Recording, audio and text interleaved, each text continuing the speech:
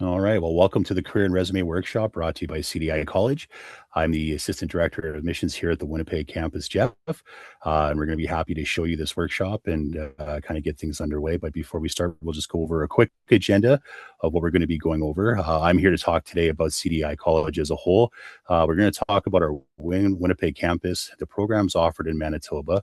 Eventually, I'll be handing you over to Craig Johnson, who is the star of the show today, who you're all here to see. He's going to walk you through career services and how to really, get your uh, marketing material, your resumes up to snuff.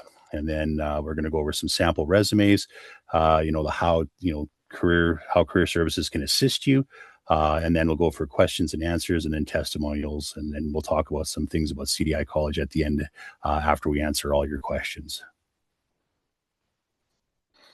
So CDI College helps you turn your ambition into a true career with hands-on accelerated programs, flexible online and on-campus learning, and dedicated career support. We prepare you with the real-world skills that employers are looking for, great practical training at work so you can move confidently from education to employment faster. So who are we? Everyone always asks me how long we've been around for. CDI College has been around for, it's been over 50 years. We've currently been at the location we're at right now at 280 Main Street since 2004, I believe. What we do is we basically try to take adult learners and fast track their career. We have a lot of recognized programs here in Manitoba that give you practicum placements and real world experience. We have a big supporting community, so you can take the next step in joining your rewarding career. You benefit from hands-on training, industry experienced instructors, and accelerated programs designed to be completed in a year. Whether it's online, in class, we give you the market-driven skills that you need to succeed.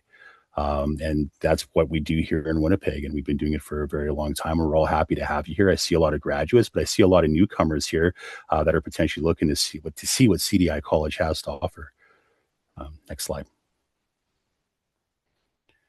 So if you haven't been to the campus, we're at 280 Main Street. We're basically a couple blocks away from the historic Exchange District. You can, take some, tours around the city here and go see the Winnipeg Art Gallery. We're only a couple blocks away from the Forks, the Manitoba Museum. And right next door we have Earl's, and we have some cafes right next door that are also really great to go to if you're here, close to transits and green spaces and so forth. So we're always happy to see students come to campus to meet with us here at admissions, show you around, show you our dental clinic and things like that. It's always exciting to see you on campus. Next slide. So move your career forward. You may have already taken the notion about your future, what you want to do. We have a welcoming campus, like I was saying earlier, and Manitoba is a great place to study.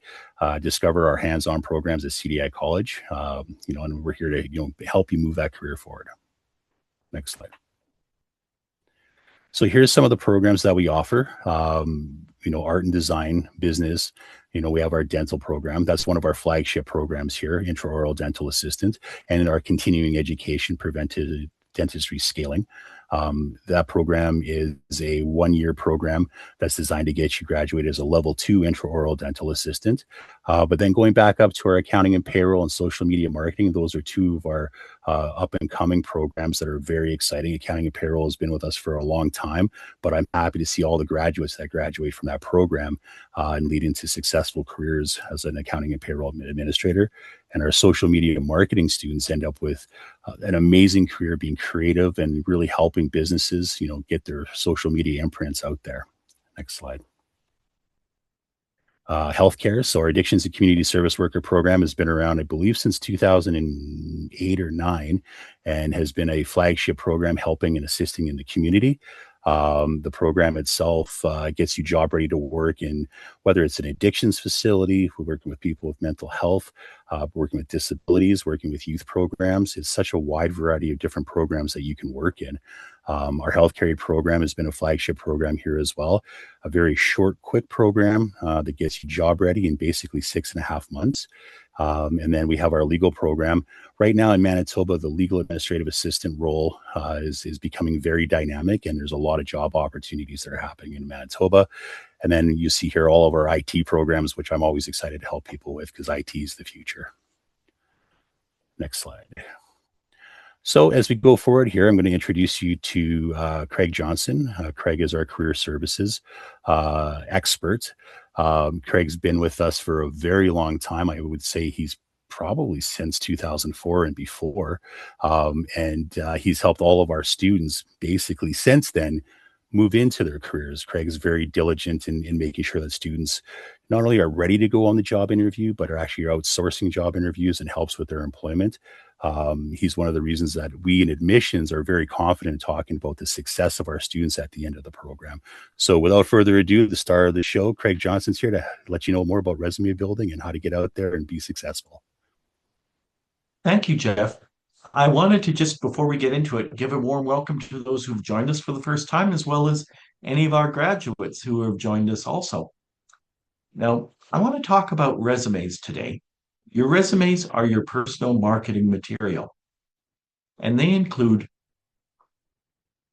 your resume, which I'm going to be talking about in more detail, the cover letter, your reference sheet, and a thank you letter. With the focus being on a resume, it only has one job, and that's to get you an interview. No one gets hired in Manitoba based on a resume alone. They need to meet you. And in the screening process, the employers look at your resume and see who they're going to meet. They sort it into yes, no, or maybe categories. And if there's enough yes people in that pile, they're going to schedule interviews. If not, then they'll go to the maybe pile and take a look at those folks as well. Your resume header. And you may not think it's a big deal, but the beginning part of your resume needs to highlight your name. Your name is the most important piece of your resume, and it needs to be in the largest font.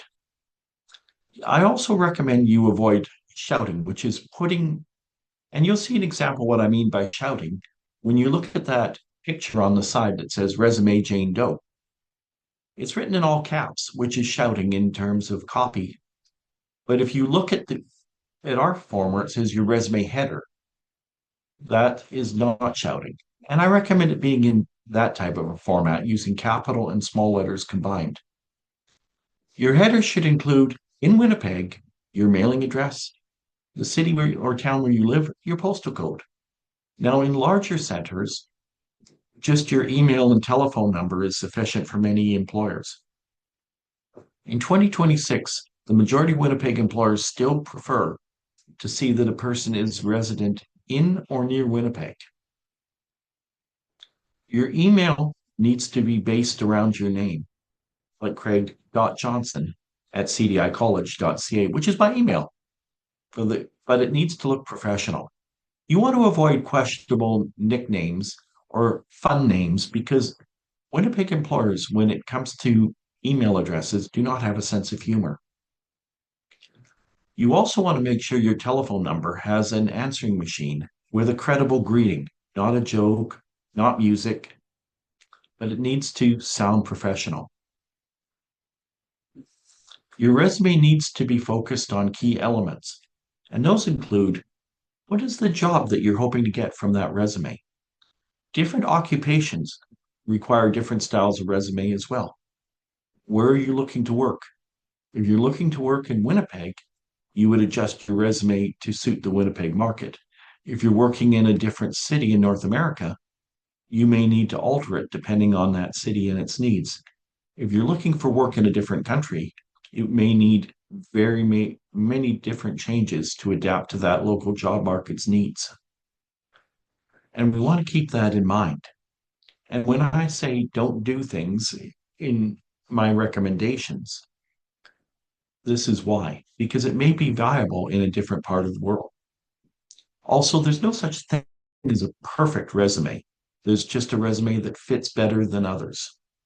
And that's what I want to do for our graduates and students in Winnipeg. Focus on the needs of our business community, our employers.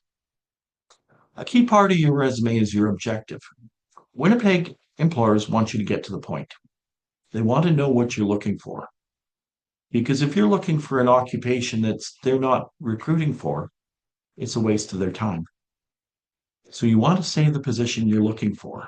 Sometimes you may need to change the job title to match a particular different sounding job title that's posted. You want to avoid making promises or flattering the employer. There's other places in your resume, like your profile, where you can say good things about yourself. But with your objective, keep it short, keep it simple. Your profile is also known as a summary or highlights of qualifications, and it needs to be in bullet format. I know that there's a trend nowadays, especially by AI, where it's making 4, 5, 6 line paragraphs. Employers will not read those. You're asking too much of them when they're screening a number of resumes in a short period of time. You also don't want to waste your prime real estate, which is in your profile, which is towards the top of your resume, on attributes or unbacked up soft skills. You want to keep it on qualitative facts, results, percentages, years of experience, key facts, state priority educational achievements, and you can also bring up or show primary or transferable career experience as well. The bulk of the resume will consist of your education, skills, and employment information. The order is not critical. You want to choose something that makes you look your best. And employers don't have a unified perspective. Every employer has a favorite, but they're not going to toss out a resume if it's in a different order. Although I recommend you try to avoid between page 1 and page 2, splitting your section up between it because it sometimes looks a little choppy. If there's no other way, then we have to do it, but I don't like doing it. The risk of using templates, and I'm going to show you this sample template that's off to the side. It's full of a lot of mistakes.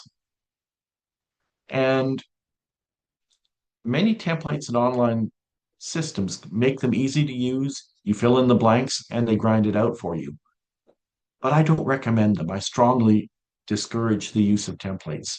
Many templates are unprofessional. They may add information that's not relevant for a resume in Winnipeg. Employers assume anyone who uses a template resume may be less skilled in using their office software tools. And this resume here off to the side violates Manitoba human rights legislation and regulation. Manitoba resumes do not call for pictures or photographs because of human rights concerns, which are real and significant.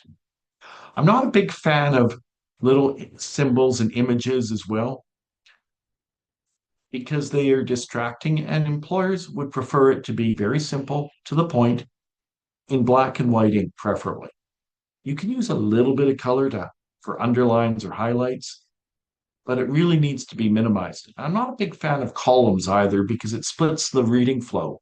People read from the left to right, and if you're breaking it up with columns, it's distracting, and an employer is not going to spend as much time reading it compared to a traditional black and white resume. Now, AI resumes are the latest trend. I've experimented with them, played with them, constructed them, talked to different employers, and also done research on them. They seem to be an easy way to construct a resume or transform an existing one. There's potential risk and problems. AI may follow the trends of the day or trends in a large market economy, which it may be different from Winnipeg. They may risk alienating local employers with inappropriate formatting or irrelevant content.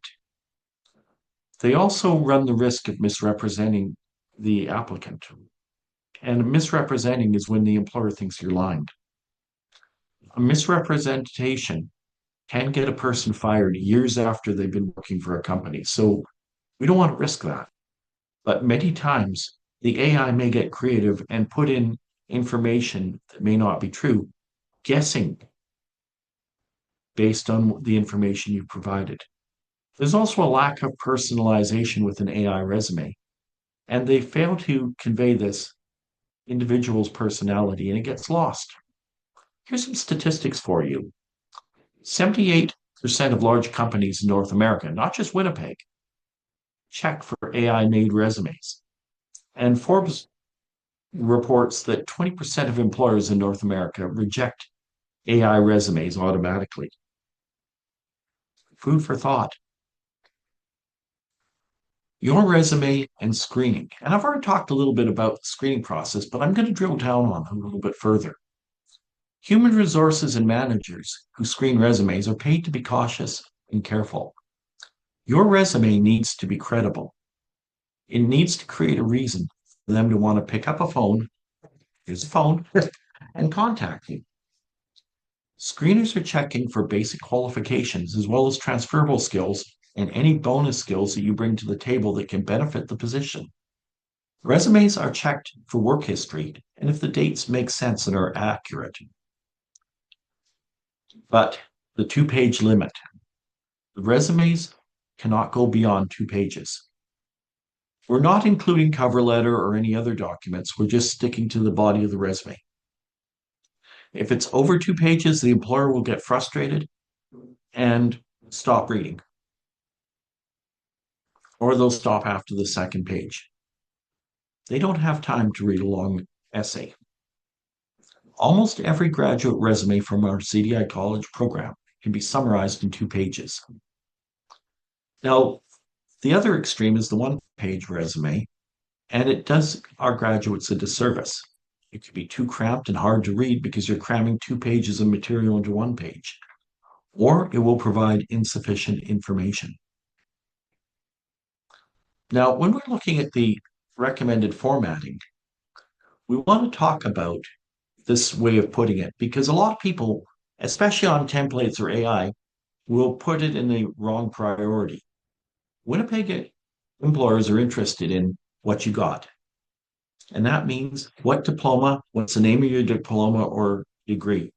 What year did you receive it in? And what's the institution? And if it's not in Winnipeg, where did you get it from? Now, I want to take a moment and talk about putting in or not putting in high school. That's something that varies depending on each individual and their background. Sometimes I will recommend someone include high school, especially if they're younger, to show why they don't have a lot of work experience. And this is just explaining to the employer that why why there's less work experience and to bring to the table. Other times I may decide that it may not be appropriate, especially if a person has a lot of educational experience already. So here's a quick sample of some educational experience that a dental assistant graduate may have. They will have their intraoral dental assisting diploma, and this would be a graduate from last year from Winnipeg. And you would also see that in our students who are in this program also receive their first aid CPR diploma. So we put that in as well. Now, in this individual's case, they completed the first year program at the University of Manitoba, which we want to recognize that additional education that that individual brings to the table.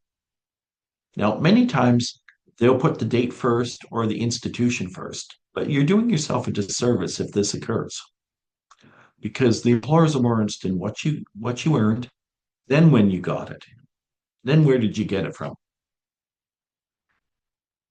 Now, when we're talking and thinking about your employment history, again, there's a protocol. We want to include the job title, the years that are worked, say from 2020 to 2023. We don't need months. There's a little secret. Now, on some application forms and on LinkedIn, they will ask you to provide months. But for your resume that you are in control of, you don't need to put the months down. If the employer asks, you can tell them. Then on the second line, we want to put the employer name. And if it's outside of Winnipeg, we would put the name of that city or town. So summing it up, you want to put in action verbs to show key skills and duties. This is a way to make your resume alive by showing it in terms of action verbs. And action verbs are words like using, keeping, specifying, including, just as examples just off the top. Now, you want to keep your verb tense consistent. There is no rule which says you have to use past tense, present tense, or any other tense, but whichever one you choose, you need to keep it consistent. You want to include especially skills that are transferable from your previous work experience that are relevant to your new career. So, for example, if you are working, and I'll use legal administrative assisting, if you graduated from legal administrative assisting, a large element of that includes customer service, client services. And if you've had experience working in customer service from a contact center, from a restaurant, from a retail store, or anywhere else, we would want to highlight that to show where you have related experience that's going to show that you are valuable to that employer. So here we have a sample of it from a hypothetical situation. The person worked as a sales associate and then later was promoted to key holder. During this time, the student has been working for 7 years now, where they've been started in 2019 and are still at this retail location in Winnipeg. We see some of the skills that this person used. Now, if you take a look at the action verbs, greeted, counted, resolved, provided, received, balanced, you're going to observe that they are all in the past tense, and that's fine as long as we keep it consistent. We can also say tenses like greeting, counting, resolving, or greet, count, and resolve. It doesn't matter. It's your preference as long as you keep it consistent and uniform.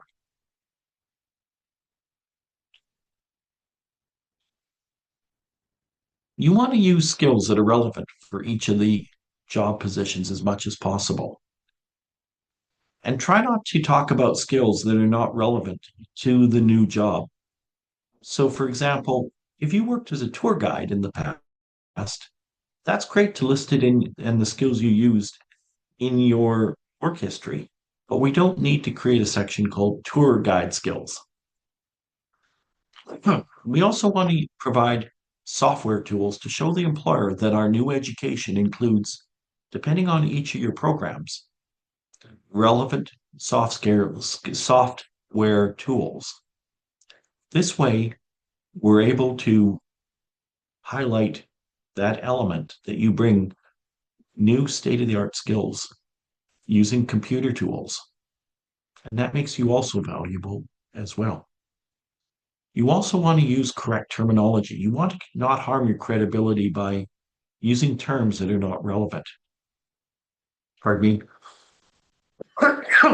And to avoid using paragraphs, we want to use bullets like I've been doing in this PowerPoint presentation. Now, if we go to the next slide, and I'm not going to drill down on this in great detail, but you're going to observe the skills of a legal administrative assistant.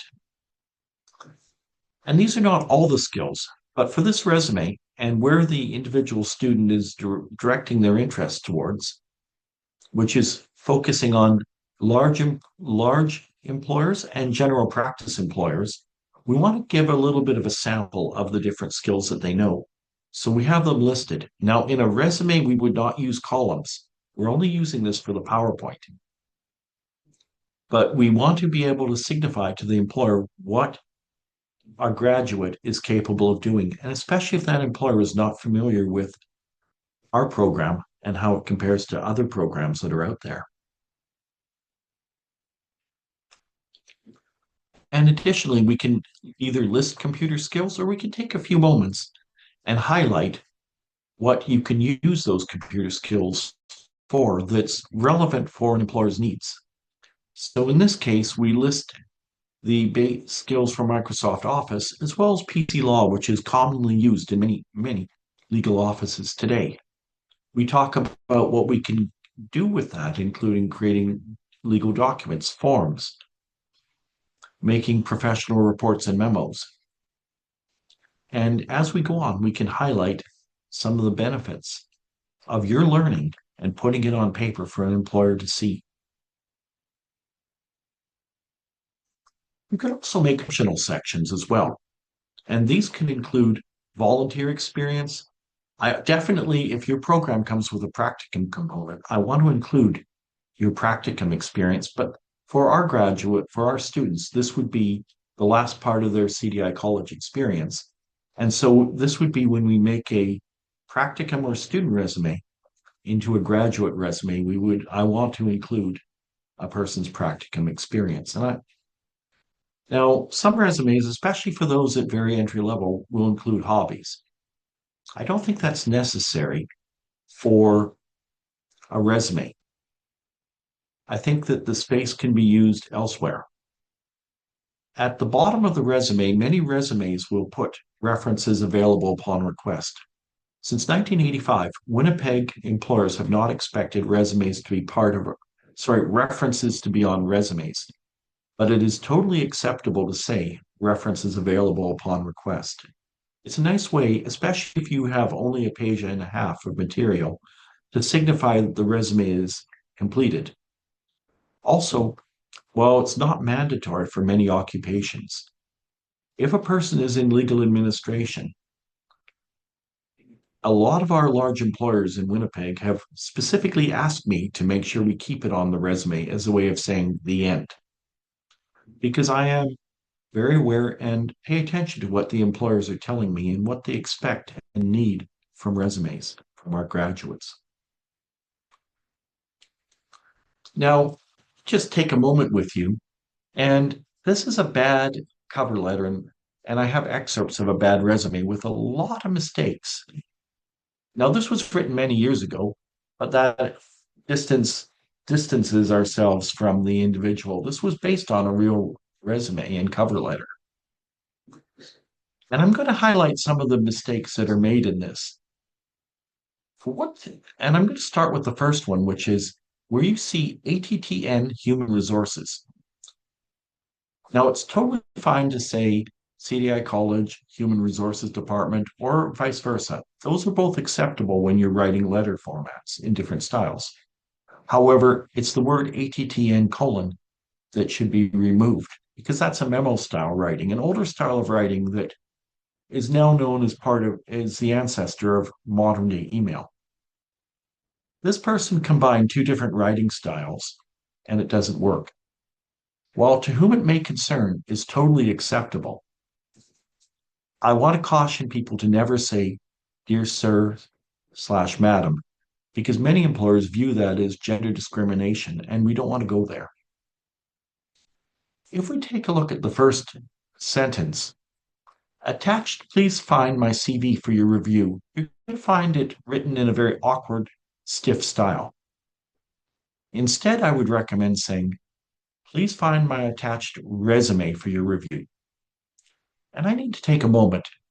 The word CV or the term CV means curriculum vitae. It's in English-speaking North America, it is synonymous with a longer academic resume that is much bigger and much more formal than a business resume. In Quebec, England, and France, it is synonymous with resume. That's not Manitoba. So we would stick with one word, which is resume. The person writes, I'm interested in applying for an administrative position at your school. Should it be college? What happened was this person made a template and didn't adjust it when they were sending it to different employers.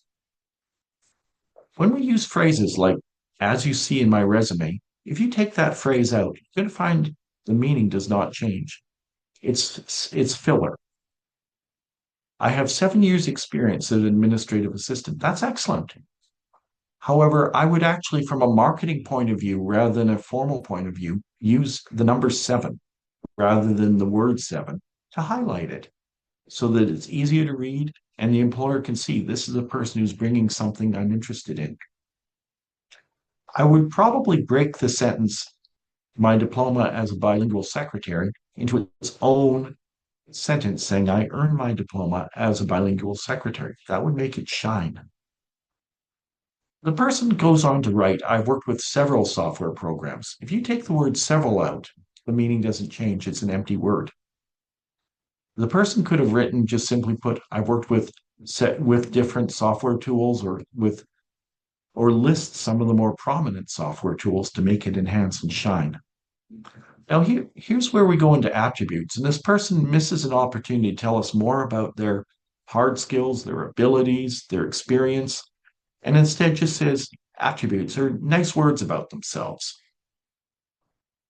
which anyone can say and believe, but doesn't give the employer or the screener the critical information to make a decision. Now, the next sentence is fine. I'd be available for an interview at your convenience. However, the way that it's written in the last sentence, if you have no job openings, I would appreciate you keeping my resume on file for future reference. That's kind of like they've almost given up a bit. Rather, I'd say if you have any questions, please call me at my phone number. And sincerely is fine. I have no problem with that. You can also use respectfully. I'm not a big fan of yours truly, but it's still acceptable. Now, the person makes a lot of mistakes on their resume here. For example, they begin with the word resume, and this is a style that's been not been used since 1980, but this person, even in 2000, was using an out-of-date style. This is an older style that came from the 1970s, where they were trying to take an application form and turn it into a resume. They violate the Human Rights Code of the province of Manitoba by putting their birthday on.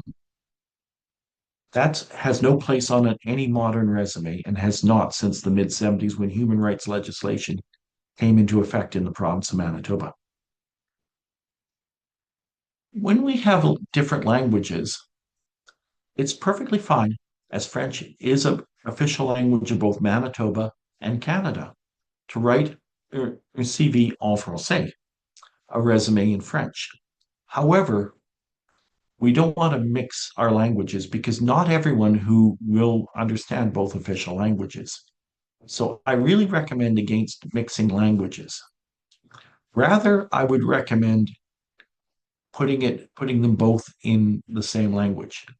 The name of the diploma should be the most important and priority item on here, which would be bilingual secretarial diploma, then followed only by the year that they graduated in, which would be in this case 1993.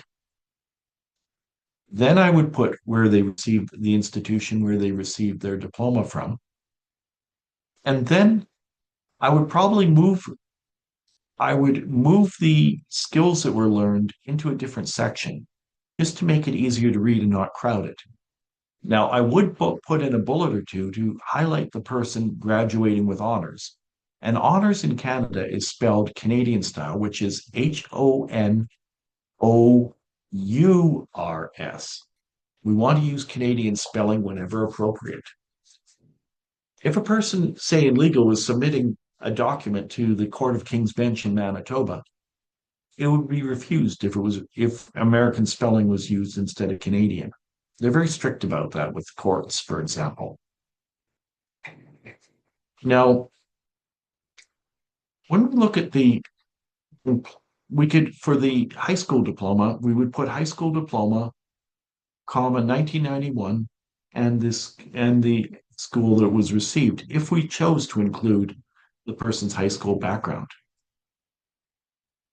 In this case, in 2026, I would recommend they not include it. Now, under employment history, I would first off put the name of the position, administrative assistant / receptionist. That's totally fine. We don't need words like position or duties. That's old fashioned. But rather, I would put then the year that they worked, 1993 to present, then the name of the company. Now, when you look at when we look at this painful list of duties, you're going to notice it's very hard to read. And when I show this to classes to pick out the errors, many times they will stop reading because it's too hard to read. And I'm not going to go over these line by line, but rather what I'll highlight is that the person mentions they did typing 3 times. And that's fine to mention it once, but we need to make sure we're not repeating ourselves.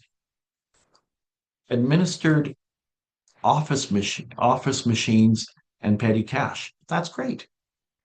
They could put in that they were entering data, because it's not, you either enter data or you didn't enter data. It's not some data entry. And we could go through this and evaluate it in detail. Same with Canada Safeway. They started as a cashier, and because they were worked as a bagger for a relatively short time, in the 4 years that they worked at Safeway, I would put cashier, 1989 to 1993. Then on the second line, Canada Safeway. And instead of mentioning that they were promoted to cashier, I would rather focus on talking about their skills and duties. As at that time, that was the time when POS systems were introduced. And this person was a pioneer in the use of POS systems, which are scanners that we all use today. Now, this person would be better off saying software skills or software applications. And these are the skills that they used and had listed at the time. While they're not current today, we would want to put in the skills that you do know and that you're current using. Now, the person lists hobbies and interests, which I discourage, but don't ever need to want to put friends or family in, because it opens up the employer to ask nosy questions. And again, another mistake that's made is you should never use the word I in a resume. Your resume should have a tight, disciplined, third person approach. I would be used in a cover letter, not in a resume. Again, they're mixing formats. Also, for a person who's worked 7 years as a bilingual administrative professional, they made a really regrettable mistake when they misspelled the word French. In the English language, French and English are capitalized. In the French language, languages français and anglais, which is English and French in the French language, are not capitalized. This is a typo that a person who has 7 years experience should be able to not make. Now, I want to take a moment and talk to you about career services. We assist our graduates in helping them achieve their goals in getting hired. If a student needs part-time help while they're in college, we can also put together a part-time resume and provide guidance. A CDI graduate is always given 6 months assistance after graduation formally with the tools, which includes helping them develop their resume, preparing a cover letter, and helping them assist them in tools such as thank you letters and preparing reference sheets, which we cover in our classes and talk about that as well in detail. Following career services, we work with our grads to help set the goals, and I talk to our grads, and some of them are here, so they're used to me giving phone calls and just checking in with them and helping them on their journeys. We also work to make sure that our grads have working cover letters that can be used for different employers and have that flexibility and can pivot. At any time, if a student needs assistance, we can prepare mock interviews or practice interviews. We have a class called Career and Employment Strategies, which the bulk of that class focuses on preparing your customized answers for tough interview questions so that you're ready to address employers' questions and be able to present credible answers that you can remember and are in your own words, backed up with your own personal experiences and through your education and past jobs. We also have career workshops similar to what we're doing here and other employment connections as well. So I want to wrap up by thanking you for attending our workshop today. And I want to open up the floor for any questions that folks may have.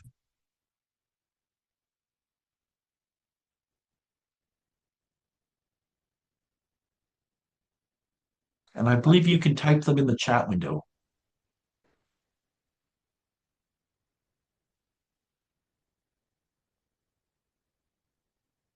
And I'll be having a colleague reading them out to me if there's any that pop up.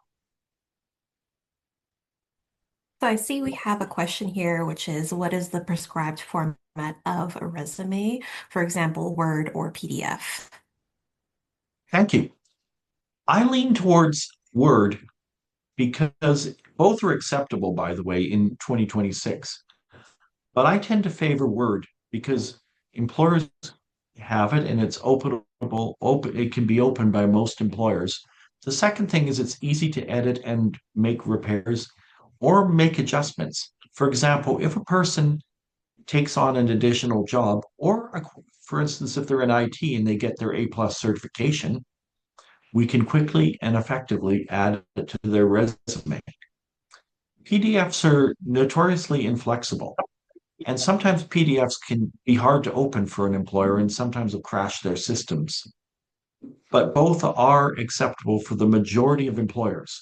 But I still lean towards giving out resumes in a Word document format.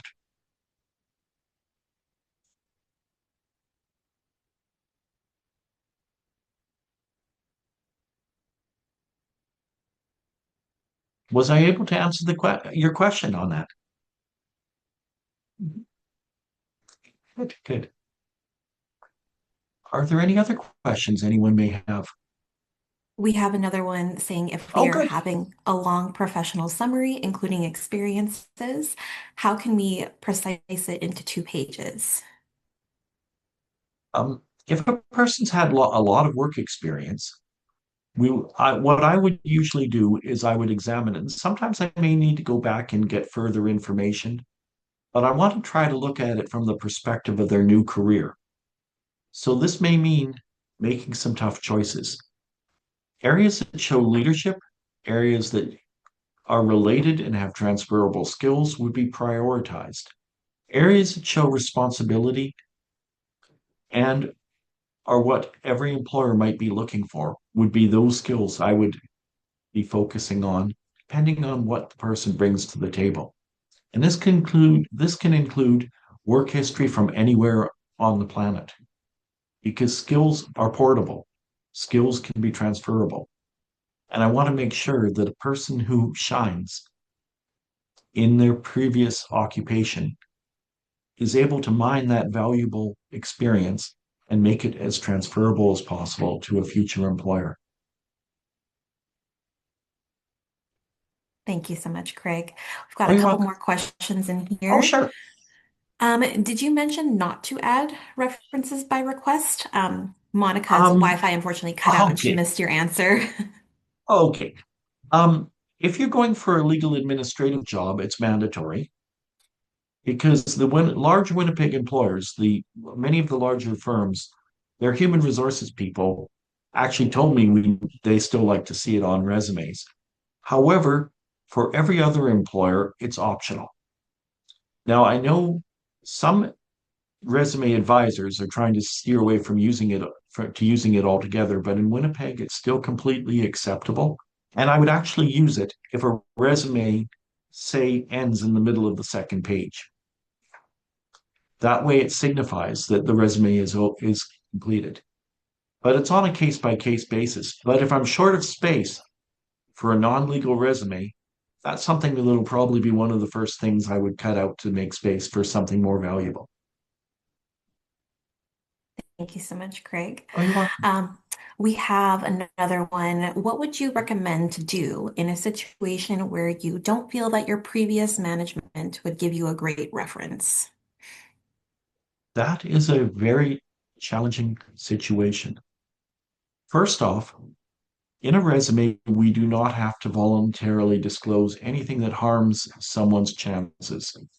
This is not a security clearance. As long as everything on your resume is true and accurate, we do not have to put in anything that harms us. So, for instance, if a person was working at a job for a shorter period of time, for example, a few months, and it didn't work out, I would recommend not putting it in your resume at all and just excluding it. You don't have to put it in, nor should you.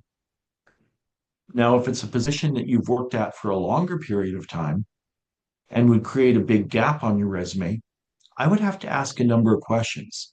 including is there another supervisor or manager that could be listed as that could be willing to stand behind you and give you permission to use their name as a reference. They don't need to be working at the same company that they did previously. But as long as there's somebody who supervised you who would be willing to say you're a good worker, we could then use it as a lightning rod and redirect employers to talk to that person rather than a person who would be negative. Now, if it's for something very serious that a person was dismissed for, that would be something that I would need to talk one-on-one with the person and ask that person I'm assisting extra questions in order to give them the best possible advice. Thank you. We've got a couple more here before we wrap Good. up. What are the biggest resume mistakes you see from job seekers right now, and how can people avoid them? Not proofing the resume. No one's perfect. I've even made mistakes. We want to make sure your resume looks professional and we need to proofread it. And at any time, if a mistake is seen, we have to fix it right away. That would be the biggest single mistake that everyone can make. Proofread, proofread, proofread. Second thing I would say is the mistake, and it's not in making the resume, it's what you do with it. Your resume needs to get into employers' hands. The more hands, the better. Many people only will send their resume out to ads that are posted or to just high profile employers.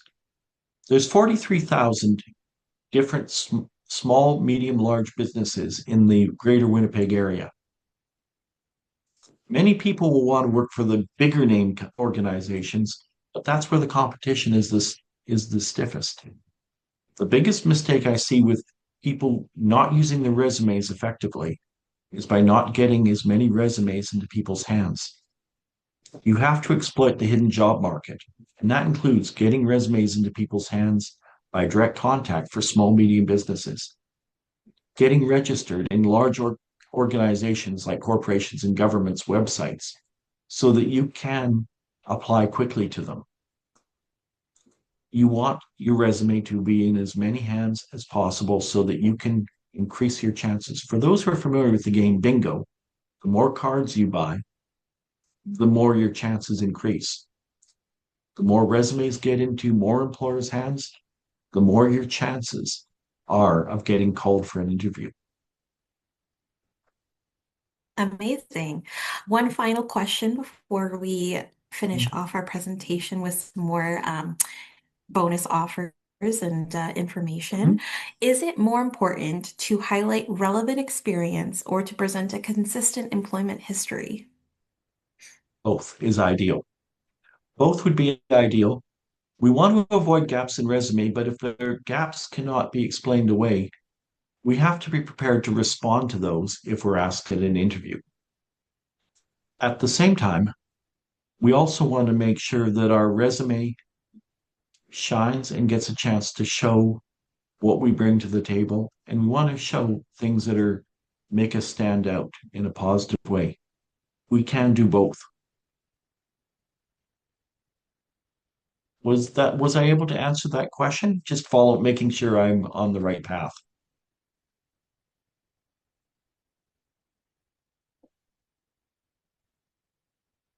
Hopefully, Samuel, we've answered your question. And if anybody Yes. has any more, we'll definitely be able to have your questions from the chat here, and somebody from our team can hopefully connect with you if you have any additional questions. Oh, we see that Samuel said that yes, that was very helpful. So thank you so much, everyone, for You're your welcome. questions. We can probably move on for the rest of Mhm. the presentation. Thank you. And I believe this is where we're inviting Jeff to come back and join us as well.